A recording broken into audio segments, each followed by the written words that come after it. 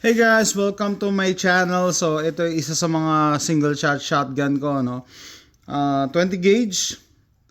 Gusto ko yung 20 gauge kasi hindi siya kasing lakas ng 12 gauge pero effective pa rin. And single shot siya. Paborito to ng mga preppers. Bakit? Kasi basically they are reliable. Bakit? Kasi less parts to go wrong. And then they are cheap, murang-mura, no? Hindi ito popular sa Pilipinas. Bakit? Because of the licensing and registration fees na pag ikaw and hassles, no? Pag ikaw magpapalisensya, syempre gusto mo yung baril all around na, no? Pero dito sa US, paborito to ng mga preppers kasi nga mura. Pag walang licensing na kailangan, bibili ka lang, i-stash mo somewhere para just in case mga emergency, meron kang magagamit. Okay? So, eto nakuha ko to a few years ago. I think sa gun broker ko nga to na nakuha eh. Okay? Kanina umaga, pagkakit ko sa kwarto, naisipan ko ilabas to. Nakatago to sa isang tennis bag. Ginawa ko na separate video yun eh. Yung how to hide your guns, no? Sa tennis bag. And then nagulat ako, ayaw mag-brake, ayaw mabali. So brake action to, para ma-brake siya, kailangan i-pull mo tong trigger guard paatras para ma-brake. So kanina hirap na hirap akong i-brake yung barrel, no? Hindi ko siya mahati. Kaya nainis ako, sabi ko, paano magiging reliable to? Akala ko ba reliable siya, pero hindi mo magamit. Nagtataka rin ako eh. Pero inaipotok ko na to eh. Twice, I think. Kaya nagtataka ako. And then, looking online, buti nga may YouTube, no? Shinare ng ATI Nomad kasi. Similar yung action. Binibrake using the trigger guard. Okay? So, ang explanation ng gunsmith, ito, tumatama daw tong dulo ng trigger guard dito sa plastic material ng stock. So, ang ginawa niya, you can do this in two ways. So, ginawa ko yung advice nila ng ATI. Tinanggal ko yung butt pad. Ito. Using a Phillips. Yan. Tapos, kailangan mo ng extension para maabot mo tong long screw.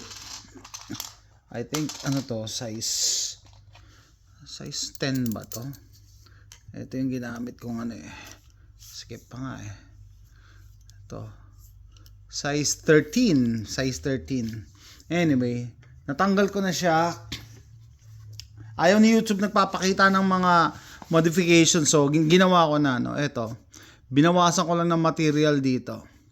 Using a file. Yung sa YouTube gumamit pa ng Dremel yung ATI. Ito, file lang. Kinuskus ko lang ng yan.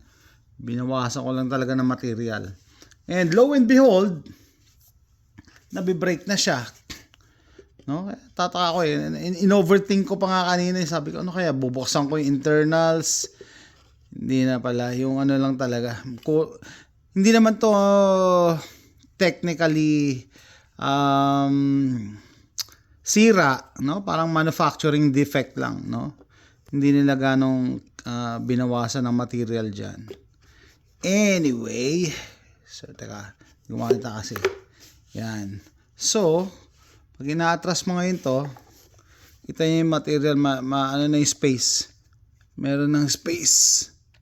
Yan may gap na. Kanina tumatama pala yan. Yan, ang dami ko palang nabawas. Pero okay lang. No? Okay lang. So kanina, tama, yan. Dumidikit pa yan kanina eh. Actually, pag hinigpitan mo to, lalapit pa yan. Kaya, yan yung nabawas. No? So, pag ganyan, mabibrake mo na siya. Kanina, nagtataka ako, ba't di ko mabrake? Tapos ito, yung extractor umaakyat. Kala ko nga, kailangan ko pambuksan dito. Hindi, yung lang pala, magbabawas ka lang ng material. Okay? So, sabi ko nga, hindi to popular sa Pilipinas, no? Pero, I know available to sa Top Spot Guns. Similar brake action sa Sulun Arms yata ang may gawa. No? Single action, single shot.